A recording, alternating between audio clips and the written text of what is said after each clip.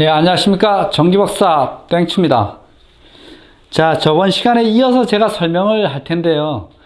요번 시간에는 핵심 키워드를 전압과 전류의 직병렬에 대해서 좀 알아보는 시간을 갖도록 하겠습니다.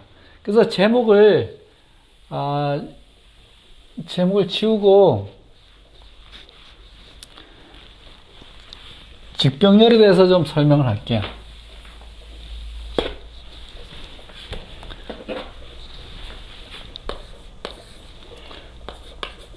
전압,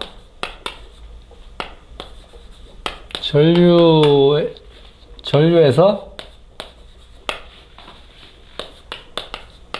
직병렬 관계. 자, 이렇게 해서 좀 설명해 보겠습니다. 왜 제가 이렇게 제목을 정했냐면, 저번 시간에 제가 고도파 전류는 중성점 N선으로 흘러간다고 얘기를 했어요. 3차 고조파는. 근데 문제는 뭐냐면 이 중성선이 단선이 됐을 때가 문제가 됩니다. 자, 이 상태에서는 이 중성선이 단선이 되지 않은 상태라 그러면, 단선이 되지 않았다고 지금 우리가 평상시 부하를 연결하면 이 R선과 N선, N선과 S선 여기는 다 이것이 직렬이에요, 병렬이에요? 예, 다 N선이 연결이 되어 있기 때문에 다 병렬로 연결되어 있죠. 그래서 여기에서는 전압이 다 상전압의 220V가 나타난다고 얘기를 했습니다. 제가 이거 첫 번에 시간에 얘기를 했던 것 같아요. 여기도 220. 그래서 우리 모든 이 부하는 병렬로 연결되어 있기 때문에 임피던스의 크기와 상관없이 다 뭐다? 전압이 일정하게 나타난다, 이런 얘기입니다. 자, 전압이 일정하게 나타나는데 어느 순간에 뭐가 잘못돼서 N선이 끊어져서 중성선이 끊어진다는 얘기는 짧은 시간에 차단기 접점이 오픈된 경우도 중성선이 끊어졌다고 볼 수도 있는 거죠. 예, 그래서 여기에 상전압은 우리가 얼마예요? 상전압은 제가 유상 120도 차에 의해서 220 더하기 220이 440이 안 나오고 380V가 나온다는 것도 제가 이야기를 했습니다. 그래서 중성선이 끊어졌다 그러면 여기에서 220이 나타나던 것이 이 상전압, 성간전압 380V가 이 양단에 걸리게 된다, 이런 얘기입니다. 그럼 양단에 걸리는데 이 LED의 부하에 걸리는 임피던스가 일정하다. 예를 들어서 이것이 임피던스가 100오hm, 여기도 100오hm 똑같이 걸린다 그러면 중성선이 끊어졌다 하더라도 똑같이 220V가 걸리겠죠. 근데 여러분 현장에서 일을 할 때 RST 각 상간의 전압을 임피던스를 똑같이 맞춰놓고 합니까? 다 틀리잖아요. 그래서 우리가 임피던스와 불평형률을 맞춰줘주는 이유가 여기에도 있는 거예요. 그런데 이게 만약에 임피던스가 틀려요. 예를 들어서 여기가 100ohm이고 여기가 S상에 있는 ZS, 여기 ZR이라고 할게요. 이것이 55ohm이라고 했을 때 이 중성선이 끊어지면 여기에 나타나는 전압은 틀리게 나타난다, 이런 얘기예요. 즉 뭐냐면 제가 얘기했듯이 전압에 있어서는 이 병렬 회로에서는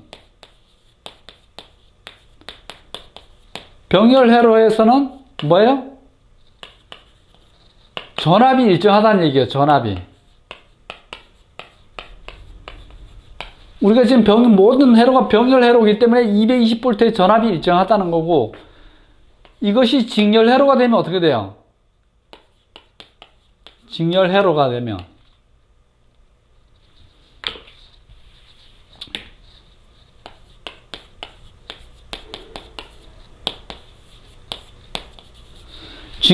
되면 전압은 분압되어서 나타나죠. 분압 회로가 되어서 나타나는데 여기서 제가 지금 임피던스로 얘기를 해보면 이 380V라는 것은 어떻게 나타나냐면 예를 들어서 여기를 VR1이라고 얘기를 합시다. 여기를 VR1 여기를 VR2라고 이렇게 얘기를 하면 VR1은 어떻게 돼요? VR1은 이 전체 전압 V에다가 곱하기 하기를 ZR 플러스 ZS분의 자기 거죠. 그죠? 여기 ZR 이렇게 나타날 겁니다. VR2는 뭐예요? 전체 전압, 전체 성간전압 V에다가 ZR 플러스 ZS분의 ZS 이렇게 나타날 겁니다. 그래서 이것을 여기다 대입을 해보면 380V에다가 곱하기 ZR이 100오hm 플러스 ZS가 50오hm 이거분의 ZR이 100 요렇게 해서 계산식이 하나 나온 거고 이러면 여기에 걸리는 전압이 나타나겠죠? 그 다음에 여기 있는 380V에다가 성간전압 곱하기 ZR 100오hm 플러스 50 그 다음에 50 이렇게 나타나겠죠. 그래서 이거를 계산을 해보면 이것이 얼마가 나왔냐 하면 제가 계산해 보니까 253V가 나왔어요. 그 다음에 이것이 얼마 나왔냐 하면 제가 이거 어떻게 계산을 했는데 지금 안 보이네요. 이게 126V가 나왔네요. 이 중성선이 끊어짐으로써 요게 220V 걸리고 요게 220V가 전압이 일정하게 걸리던 것이 중성선이 끊어짐으로써 여기에는 250V의 전압이 걸리는 거고 R선과 N선 간에 그 다음에 S와 N선 간에는 126V의 전압이 걸린다는 얘기입니다. 이것을 제가 지금 뭐 백열정부를 사용 안 하지만 백열정부로 얘기를 하면 여기에서는 빛이 너무 밝다가 짧은 수분 이내에 수명이 다 돼서 백열정부가 끊어진다 이런 얘기예요. 소손된다는 얘기가 마찬가지죠. 여기는 뭐예요? 전압이 낮으니까 백열정부가 희미하게 불이 들어온다 이런 얘기입니다. 자, 이런 것들은 예전에 70년대, 80년대, 90년대는 이런 일들이 비일비재하게 많았습니다. 많았는데 이런 것들을 이해를 못해서 형광등이라든가 이런 것들이 소손된 사례가 굉장히 많았습니다. 여러분들이 현장에서 지금 업무를 보고 있으면서 이런 중성선이 우리 눈에 모르게 짧은 시간에 마이크로세컨드 동안에 중성선이 오픈되는 것과 마찬가지로 있을 때 현장에서 뭐 컴퓨터라든가 단상 부하들이 소손되는 경우가 비일비재하게 일어나는 건 나고 있음에도 불구하고 모르고 있다 이렇게 보시면 됩니다. 그래서 우리 그 공구만 다이만 부대에서 그 배진우 중사인가요? 그분이 노무현 대통령께서 그 이라크 방문했을 때 이 중성선을 오픈해서 기기들이 다 소손됐던 그런 사례도 한 10년 전에 그런 사례도 있었어요. 그래서 이 부분은 중성선이 오픈되는 것은 안 되기 때문에 굉장히 중요합니다. 그래서 법규에서도 뭐예요? 중성선에는 휴즈를 삽입하면 안 된다고 나온 이유가 바로 여기 있습니다. 기사시험 볼 때 2차 실기에서도 이런 거 많이 물어보잖아요. 그 이유가 바로 중성선에 휴즈를 삽입해서 휴즈가 끊어지면 어떻게 돼요? 병렬회로로 있던 것이 직렬회로로 되면서 부하가 소손된다. 장비가 소손된다. 이렇게 보시면 됩니다. 하나 내용으로 가지고 굉장히 오래 얘기를 했는데 어쨌든 요 내용은 굉장히 중요한 겁니다.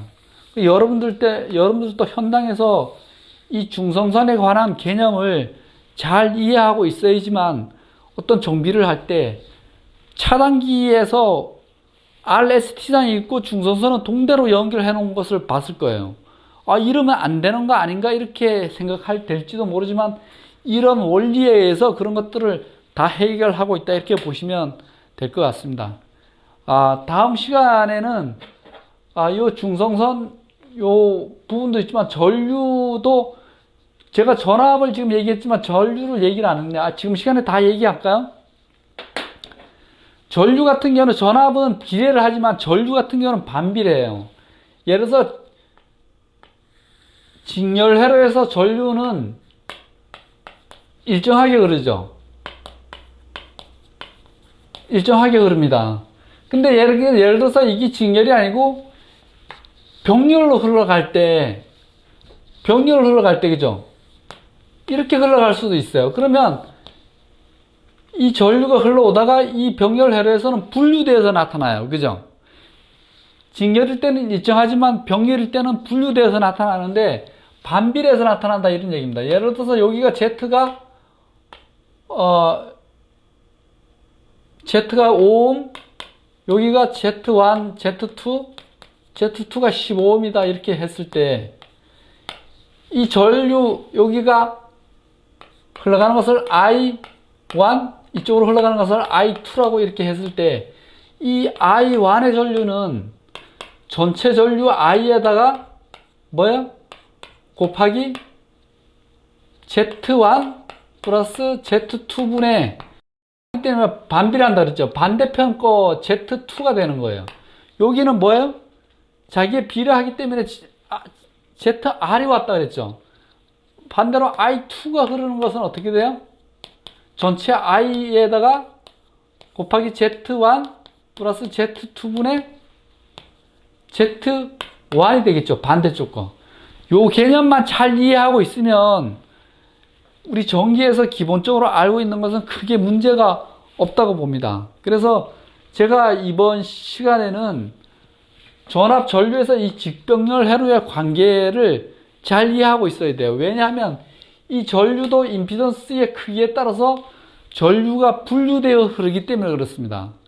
그래서 나중에 시간이 지나면 이제 동상다조 케이블에 대해서 임피던스가 같아야 된다는 그 이유가 여기에서 나오기 때문에 그래요. 임피던스는 저항의 반비례해서 임피던스의 반비례해서 전류가 흐르기 때문에 그것을 잘 이해하고 있으면 좋겠다 이렇게 봅니다. 자, 오늘 시간 여기서 마치도록 하겠습니다.